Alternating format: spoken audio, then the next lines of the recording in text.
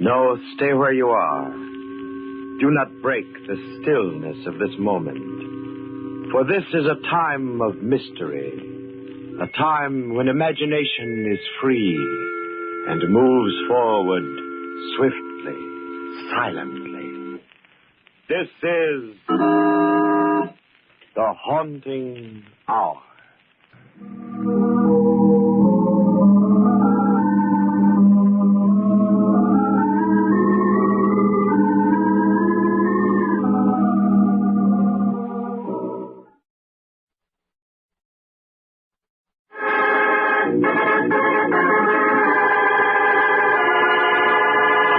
The Uptown Express.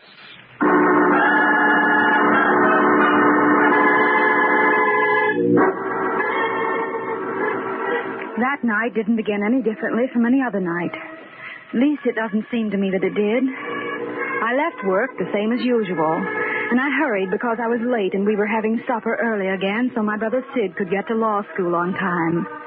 I walked down to Broadway and 42nd Street and into the Uptown subway, just the way I always did. I got on, pushed my way in with the crowd. There was an empty seat, and I took it. A girl in front of me was hanging onto the strap. In the other hand, she held the evening paper. I remember looking at it and reading the weather forecast. Fair and somewhat milder, it said. And I thought, tomorrow I can wear my light coat. I was tired. I was awfully tired.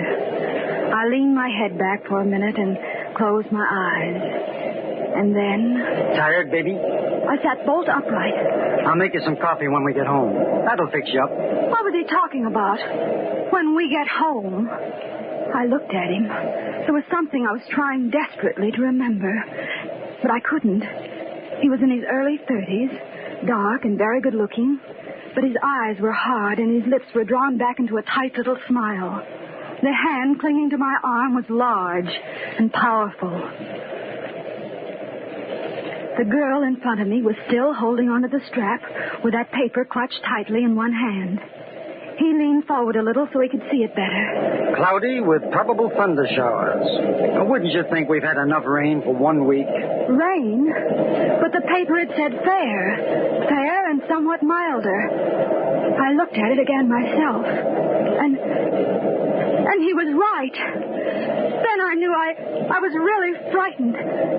The date on that paper was February 21st, 1950.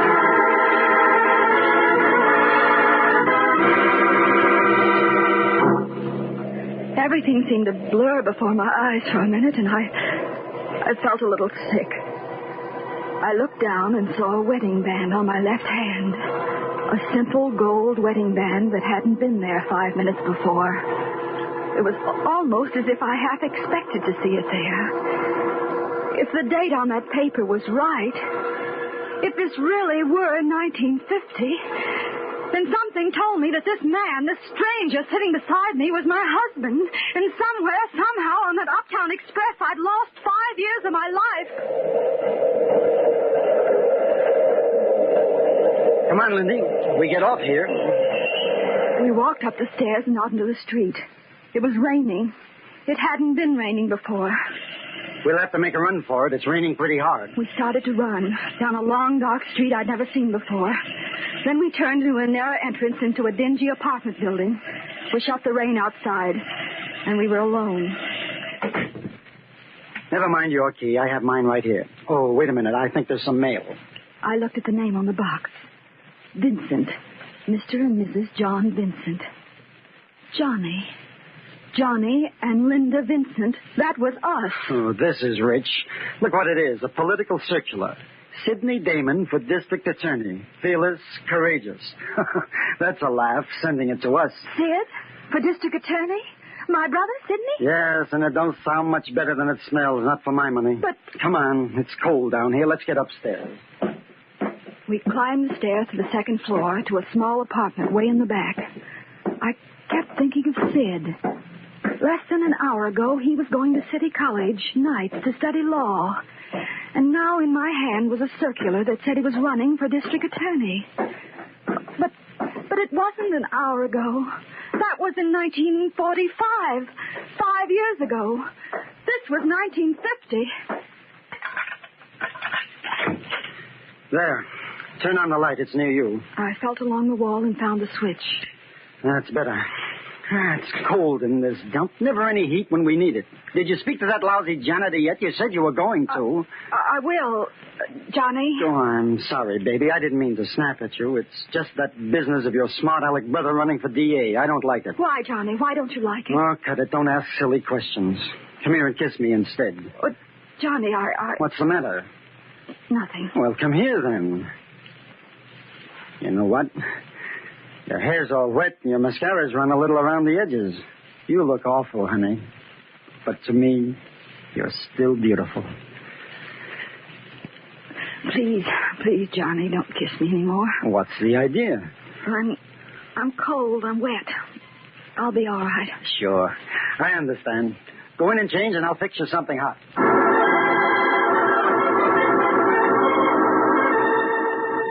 I went into the bedroom. On the bureau was a picture of the two of us. Me, Linda Damon, and this man I'd never seen before. I picked it up. Across the front of it was written, Atlantic City, September 1946. I looked at it for a few minutes, then I put it back on the bureau and walked over to the closet. On one side were his clothes, and on the other, what I supposed were my things. I found a light blue house dress and changed into it quickly. It fit perfectly. Ready, Lindy? Come and get it. In a minute. Here. Oh, thanks. Are you going to put on some dry clothes? No, I'm okay. I'll hold out your cup. And one for me. Well, what do we drink to? Even if it's only coffee, we have to drink to something. Well, what we always drink to, Johnny. All right, darling. You want to make the toast, or shall I? You make it. Here goes, then. To our house. The one with the front porch, the backyard, and the attic. Okay? Okay. Do you think we'll ever have it? Have what, Johnny? That house. All my life I remember living in little box flats with walls so paper thin you could hear the guy next door yelling at his old lady, or her nagging at him. Just as if there weren't enough of that stuff in your own place. And the hallways always full with dirty little kids with their faces needing washing and their eyes too old for the rest of them. And the garbage in big, ugly cans in front of the buildings when it was so hot you could hardly breathe. Johnny. I guess maybe you don't understand. Is that why you want the house, Johnny? Sure. Imagine, Lindy, a house, not a flat, not a couple of caged-in little rooms, but a big house with a front porch and a backyard and an attic. All mine. All ours, Lindy. Oh, Lindy, do you love me? Oh, yes, Johnny. I do love you very much. Hey, what got me started? I did. I'm sorry. Oh, don't be. Don't ever be sorry for anything. Oh, it couldn't be bad if it comes from you because you're good, Lindy. I'm not, and I know it. Oh, look what I'm doing to you, making you live in a hole like this, not a decent dress to your name. I don't care, Johnny. Oh, but you'll see. It's going to be different. Maybe sooner than you expect. How would you like to move? Out into the country, to our house. Well, I wasn't going to tell you until everything was set, but here, start on this. Go out tomorrow and buy yourself some clothes. You know, real high-class stuff. Johnny, all that money. And plenty more where that came from. But I don't... I'll get it. Stay where you are. Yeah? What is it, Charlie? Who? Oh, he was. Well, what do you want? Yeah? Well, just lay low until I get in touch with you. I'll think of something. So long. Who was that? Just a friend of mine, business acquaintance. You wouldn't know him. Oh. I'm telling you, it was nothing important. I didn't say anything. Well, don't, and stop looking as though I just finished beating you. Don't shout, Johnny. Well, I didn't mean it, baby. My nerves are on edge, that's all. I wonder if it stopped raining. Did it? It let up a little, maybe. Not much. Why are you standing at the window? Are you expecting someone? What do you mean by that? Who should I be expecting? You've been talking to your brother, haven't you? You've been seeing him again. Johnny, you're hurting me. I told you to keep away from that family of yours, didn't I? If I'm not good enough for him, that's just too bad. Johnny, my arm. Tell me the truth. Have you seen Sid? What's he been telling you? It's a lie, but you believe me, don't you? I don't know what you're talking about. Please, Johnny, you're hurting me. Darling, forgive me. Oh, Lindy, you've got to promise me you'll stay with me no matter what. What is it, Johnny? What have you done? Oh, I'm in an awful mess. I'm in deeper than I've ever been in my life. This time I'm afraid. Will you tell me? Maybe I can help you. I'm your wife. Oh, I don't deserve you. I don't deserve ever to have met you. Johnny. What? Tell me. Tell me again how we met. I like to hear it. You're just like a little kid, aren't you? Just a funny little kid. Tell me. Okay. It was February 21st, 1945. 5 years ago. Yes? And there you were. And I saw you. Where, Johnny? On the subway. On the Uptown Express. What's the matter? Nothing. I have a little headache, that's all. Go on. You're sure you're all right? Yes, I'm all right. Go ahead. And I saw you and I said to myself, that brother is for me. Mm-hmm. Then I made up my mind I was going to meet you. And then what did you do? I said, pardon me, miss, am I on the right train for 86th Street? And what did I say? And you said, no, you'll have to change it to the local at 72nd. Then we started to talk. Just as easy as that? Just as easy as that. I think you wanted to meet me, too. Who's that? Oh, I don't know. I'll open it. Linda.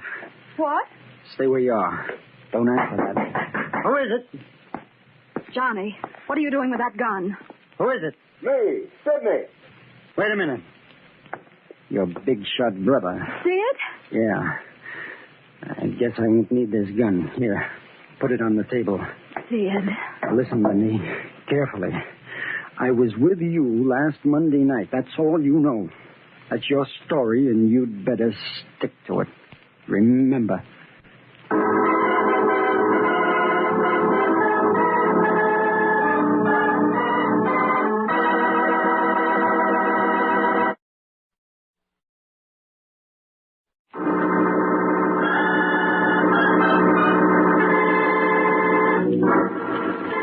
Life is filled with mystery, and it was a strange afternoon when Linda Damon boarded the Uptown Express.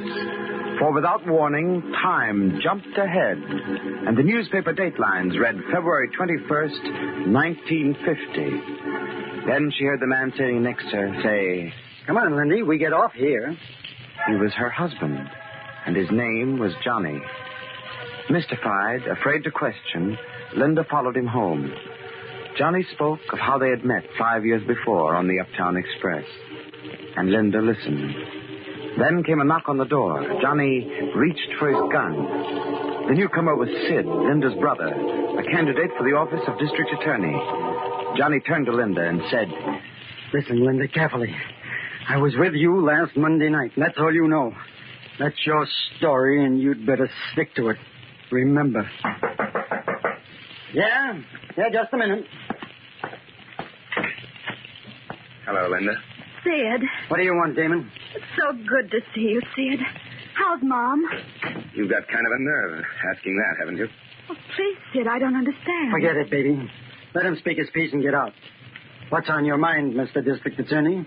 You're a little premature, but thanks anyway. Come on into the living room, Sid. Here, let me take your coat. It's wet. Linda, he'll go into that living room over my dead body. Which is just the way I'd like it, Vincent. Why, you would... Johnny! Sid! What's the matter? What is it? Linda, haven't you had enough yet? Why don't you come home where you belong? Mom's worse. Every day since you left, she gets worse. Doesn't it mean anything to you that you're killing her? Mom? What are you trying to do? Wring blood out of her? Leave her alone. Don't you care, Linda? What's he done to you? Leave her alone. That's what you came here to say. You said it. Now get out. That's not quite all, Vincent. No? Well, spill it then. Last Monday night, a man by the name of Bucky Stevens was murdered. So what? Johnny! Johnny, what's he trying to say? Be quiet, Lindy. Go on, big shot. What's it to me? That's just what I wondered, Vincent. Bucky'd been gambling, but I suppose you know the story. Sorry, I don't know nothing. No? Too bad you missed it. It's been in all the front pages, too. Maybe you just forgot, Vincent. I'll refresh your memory. Bucky'd been gambling heavily, and he won. He was pretty tight and made a lot of noise about it. Things like that get around fast. I don't like your story. Maybe it's just the way you tell it. Oh? I'm sorry. But don't worry, it gets better as it goes along. When Bucky left the club alone with that nice fat wallet, 3 men got into another car and followed him. Yeah? See, I told you it got better. Gets better still. They forced his car off the road, took his money, murdered him, and then threw his body in the river. Johnny. Then what? Then nothing. That's all there was to it. The 3 men escaped in their car, and the next morning, Earl Marino and his 2 henchmen were picked up and booked for the murder. The police thought they had a case. As a matter of fact, they still do. Thanks for the bedtime story. Are you through? In a minute. You see, Vincent, the police, the DA, everyone was convinced it was Marino and his gang. Everyone except me, that is. So? So I said to myself, I wonder where Johnny Vincent was Monday night. Johnny and those 2 playmates of his, Charlie Rossi and Joe Kagan. Just idle curiosity, you understand. Get to the point. You take too much time. Okay, I will. I did a little private investigating. And I've got proof that it was you and your pals. I've got enough proof to send the 3 of you to the electric chair. Sid, don't say that. Why, he couldn't have. Johnny couldn't have. Why won't you believe me, Linda? I tell you I can prove it. And I intend to. Tomorrow morning, I'm going to the DA with my evidence. And I'm giving you fair warning, it's packed solid. They'll spring Marino and pick you up, Vincent. And the charge will be murder. You think you're pretty smart, don't you? No. Just smarter than you, that's all. Well, don't think you can get away with this. I know I can. And if you do, it won't hurt the election any, will it, Damon? Brilliant young prosecuting attorney solves case single-handed. That'll look cute on campaign buttons. Not bad. But to tell you the truth, I wasn't thinking of that so much. I've been out to get you for a long time for what you've done to Lindy. And this is once you're not going to be able to talk your way out of it. And just what do you think you've gained by coming here? I want Linda to be home where she belongs tomorrow, when the police come to get you. Thanks for the warning. Oh, you can skip if you're dumb enough. See how far you'll get. By tomorrow night, every paper in the country will have your picture plastered all over the front page. Johnny's not going anywhere, Sid, and neither am I. He'll stay here and stand trial if he has to, and I'll stand by him. Johnny was with me last Monday night. Linda, you don't know what you're saying. Don't I? Well, I'm sorry, but I don't believe you, Sid. Johnny couldn't have murdered anybody. Nothing I can say will make you change your mind? No, nothing. Please go, will you? Sure. Sorry I bothered you. When you need us, we'll still be waiting for you. Come home. So long, Vincent. See you in court. Oh, Johnny, my own brother. How could he? Thanks for trying anyway, baby. But this time he means business. You don't have to be afraid, Johnny, if you're innocent. What do you mean, if... Oh, I didn't mean it that way, Johnny. Believe me. Oh, you're trying to kid. He's got the goods on me, and I know it. Johnny, you mean he was right? He was telling the truth? Johnny, did you... Don't be a little fool. Of course I killed him. No. Oh, no. Oh, cut out the dramatics. I've got to think.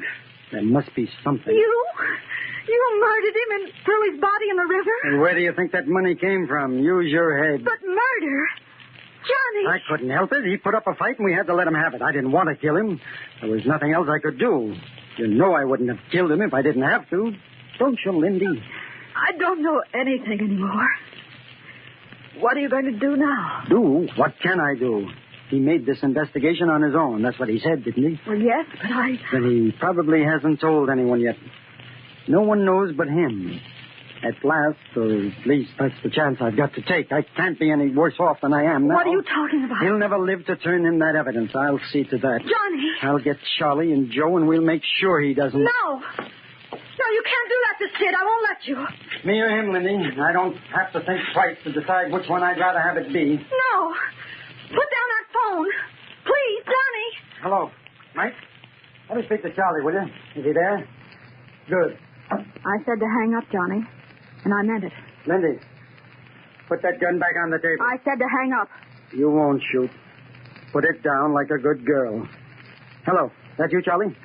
Something's come up. I want you to get Joe and help me on the job. Yeah, right away. I'm warning you, Johnny. Meet me as soon as you can, over.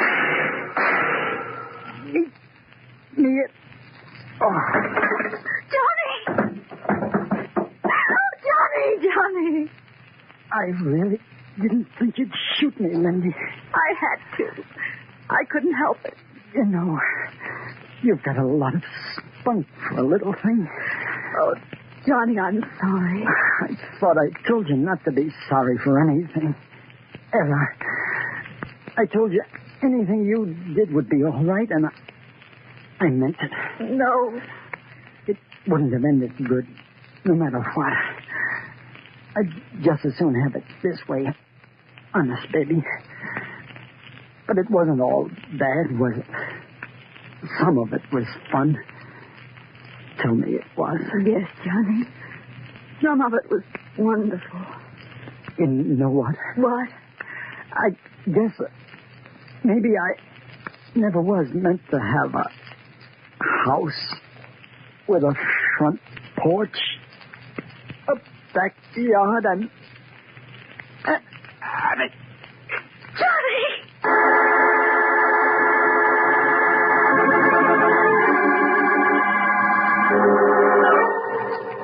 I don't know how long I sat there, on the floor beside him, holding him in my arms and rocking back and forth as if he were a child.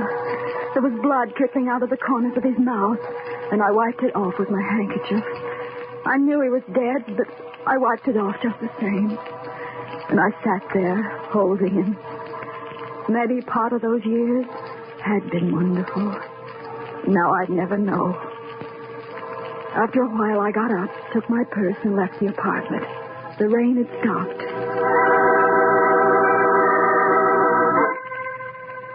I started to walk, found myself running instead, running down that narrow little street. I didn't know where I was going. I just ran. The subway station was at the corner, and I went into that.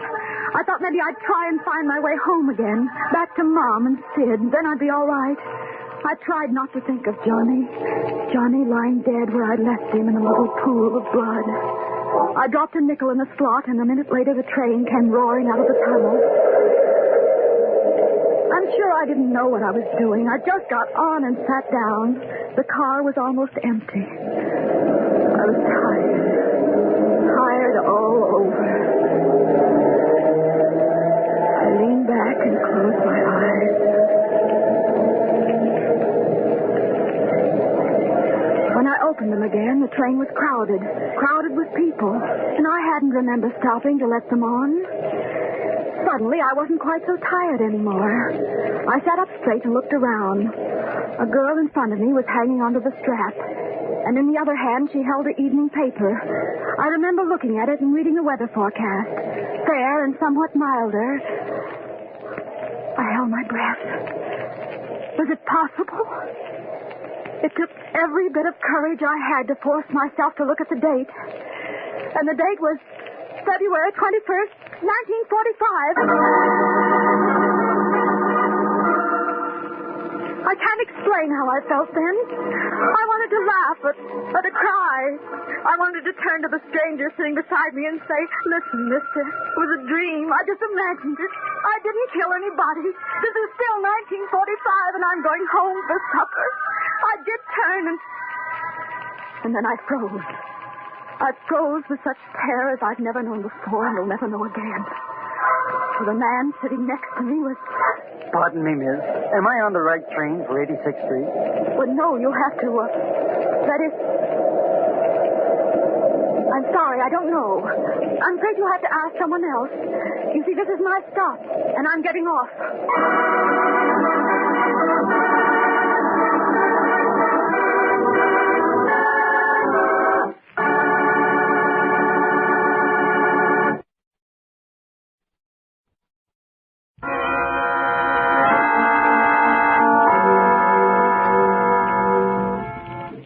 From shadows and stillness, mystery weaves a spell of strangest fascination, charging the mind with doubts and fears. For mystery is a strange companion, a living memory in the haunting hour.